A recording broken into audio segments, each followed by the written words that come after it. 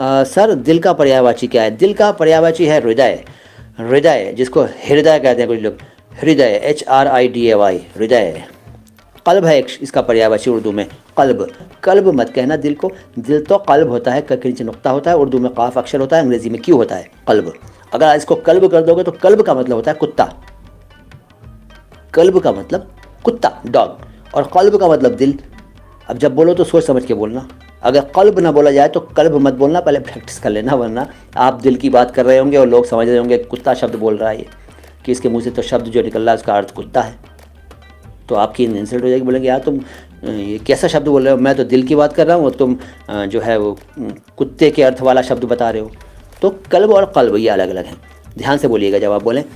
आशना का मतलब परिचित, आयशा जी परिचित। दिल आशना है फिल्म आई थी, हेमा मालिनी, शाहरुख खान वगैरह थे उसमें, दिल आशना है, जिगर आशना है। आशना परिचित, जाना पहचाना।